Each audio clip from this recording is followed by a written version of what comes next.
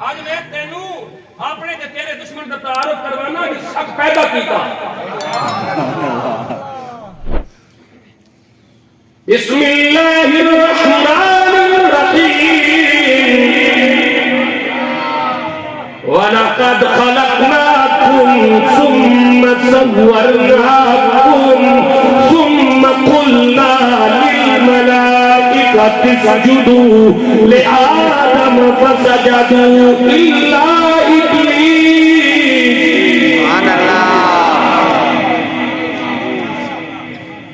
لَمْ يَكُنْ مِنَ السَّاجِدِينَ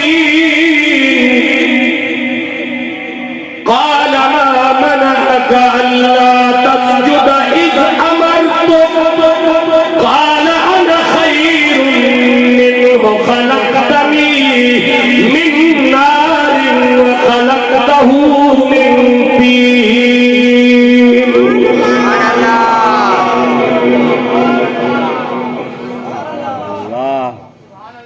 سبحان اللہ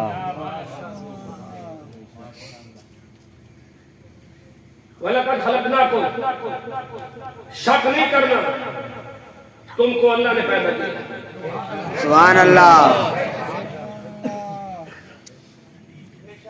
پھر گالے سے لگاتے آگے شک نہیں کرنا تم کو اللہ نے پیدا کیا ثم صورناکم اس نے تمہاری صورتیں تمہاری ماؤں کے پیٹوں میں تراشی ثم قلنا پھر اس نے کہا للملائکہ فرشتوں سے اسجدوا لآدم آدم کو سجدہ کرو فسجدوا پس سب نے سجدہ کیا الا ابلیس ابلیس نے سجدہ نہیں کیا لم یکن من الساجدین وہ سجدے والوں میں سے نہیں ہوا قال ما منعک اللہ تسجد اذ امرتک اللہ نے پہلا سوال کیا تجھے کس نے روکا سجدہ کرنے سے سبحان اللہ سبحان اللہ ماشاءاللہ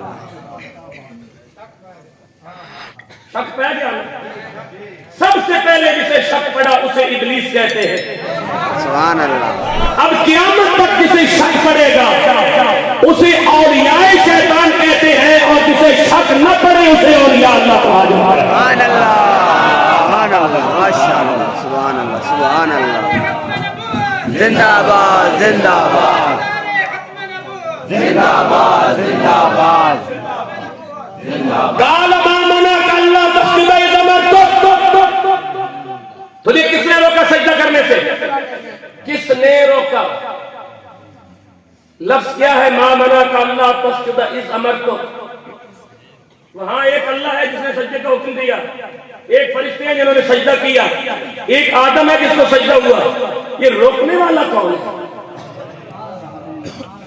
ابلیس اپنے آپ کو کیسے روکے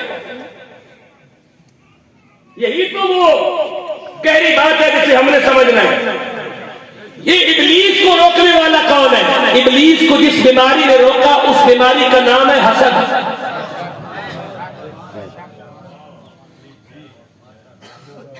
اس بیماری کا نام ہے حسد اور حسد کی وجہ سے بہت سارے بندے ذلیل ہو رہے ہیں لیکن سمجھ نہیں رہے ہم آج بھی کہہ رہے ہیں واپس موڑا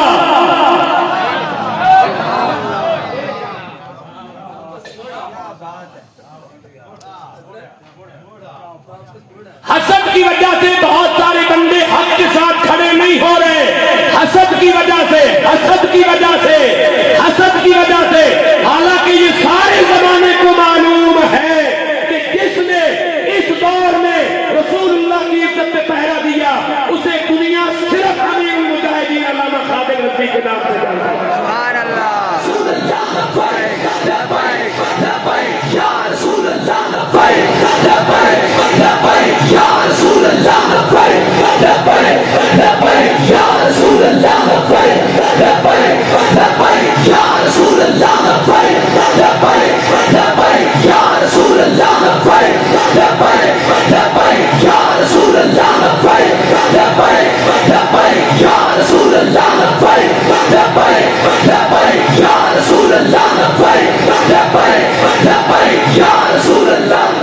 لم یکن من الساجدین قال ما منعک اللہ تسجد اذ امرتک تجھے کس چیز نے سجدہ کرنے سے روکا پہلا شک یہاں سے پڑا اور شک پڑا ہے حسد کی وجہ سے سمجھ سکتے ہو تو بات سمجھو. شک پڑا ہے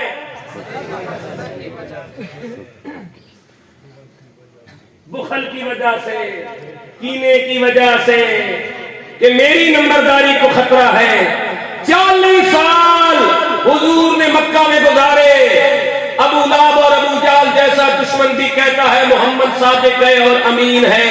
باتیں اس کی ٹھیک ہے لیکن نمبرداری کا کیا ہوگا؟ سبحان اللہ. ابو جہل اور ابو لہب نمبرداری بچانے کے چکر میں ایمان سے محروم رہ گئے. بلال حبشہ سے آ کے پا گیا, سلمان ایران سے آ کے پا گیا, سہیب روم سے آ کے پا گیا, یسار سودان سے آ کے پا گیا.